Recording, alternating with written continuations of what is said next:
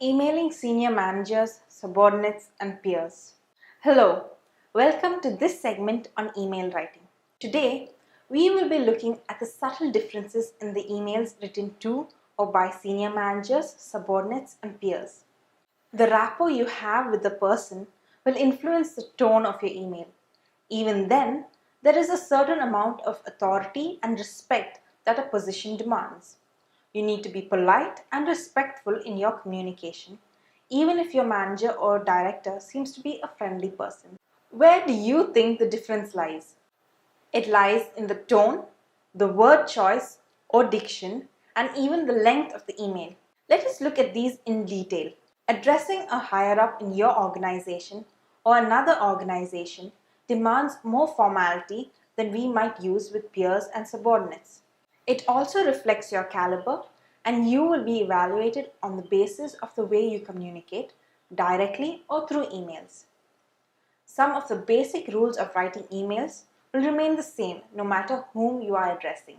A good email will persuade its recipient to take a particular action, such as providing information, approving a request, or accepting an invitation. Start with the subject line. Start with the subject line. While it is a crucial part of any email that you send out, an email to a senior manager should have a more succinct subject line. This will help in grabbing their attention and also makes the job of decision making easier for them. The subject line shouldn't be misleading or deceiving. Your aim should be to convince or facilitate. In a corporate environment, people in all levels of the organization are nowadays addressed by their first name. However, if you are writing to a client who is a professor, you have to address them with their title, professor, followed by their last name. Emails to offshore native English speakers require more caution. It should be free of errors in grammar, punctuation, and English usage. It is ideal to get your email reviewed by a senior or more experienced colleague before you send it out. Imagine you are writing to a senior manager at another organization. It is necessary here to provide an introduction about yourself and what you are intending to convey. If you have a mutual connection, it is best to indicate this as well in the email so that they get a context and can continue reading further. Always remember that managers have more crucial decisions to make and challenges to face. They would want to spend as less time as possible in responding to emails and more time in thinking about running the company. If you are forwarding them an email thread, perhaps ask their opinion on the issue. It is just not right to forward the whole email trail and simply post a question, "Please let me know your thoughts." Instead, brief whatever it is in the context of the thread. Use bullet points if necessary. If possible, make your question a close-ended one to which they can respond with a yes or no. Otherwise, give them options. Would you like to go with option A or option B? This would facilitate a quick response from them. If the email needs to be longer than 2 to 3 paragraphs, it is better to arrange for a face-to-face meeting than elaborating in an email. Again, while arranging meetings, suggest time frames rather than leaving it open as in when it would be convenient for you to have a meeting. Writing a high-quality email takes effort and time. But it is necessary to take this effort to maintain professional decorum in your emails. While writing to your senior managers, make sure to avoid negativities. This is not just in the case of emails. When you want to convey negative feelings or complaints, you have to proceed with caution. A wrong word choice will end up showing you in a bad light. So, what are the points you should note while writing an email to your peer? When you are emailing someone at the same level, a little less decorum is needed. However, in an official environment, it is advised to follow the basic rules of formal email writing. The subject line, in any instance, should be clear enough. Remember that your peers are also busy in their work, and this will save time for both the sender and the recipient. The greetings can vary depending on the rapport you have with the peer. If you are having a very good rapport, you may even avoid the hi or dear and simply address them with your first name.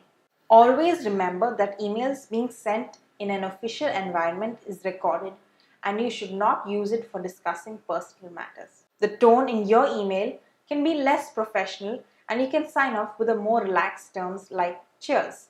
Now, let us look at how you should write to your subordinates. Writing to a subordinate doesn't mean you can be unprofessional or authoritative. Inappropriate responses can land you in trouble in the future. The idea is to be assertive and not authoritative.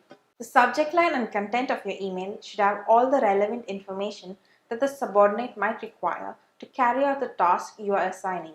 This will avoid to and fro correspondence on the same topic. For example, when you want all the employees to attend a meeting you scheduled, make it clear that it is mandatory. Conveying why it is important to attend the meeting will also act as a nudge to ensure attendance. As an employee in the higher level of the organization, you will have access to more confidential information than a subordinate. You should be careful about the information you share over email. For example, personal employee data should not be discussed over emails, and the right approach is to have a face-to-face conversation. Employees often will require information or instruction from a manager to proceed with the project. In case of any doubts, it is your responsibility to ensure a quick response for the project to run smoothly. If you need time to research the answer to a subordinate's question, always send a holding response assuring that you will get back within a stipulated time. Your email should remain professional even in emotionally charged situations. The subordinates would be considering your emails as a source of learning material, and you cannot afford to mislead them. Most of the companies would have an email policy, and you are equally expected to stick to it. At times, you will have to convey bad news to somebody over email. Here, you will have to resort to the indirect email approach. You could talk about the situation or evidence that led to the bad news, and finally convey the bad news. This is called the indirect approach of email writing. You can add some cushion statements, make an attempt to prove your point, provide evidence, and finally lead to the main idea, which is the bad news. This approach shows that you respect the reader's feelings, and the approach allows them to be ready to receive the news.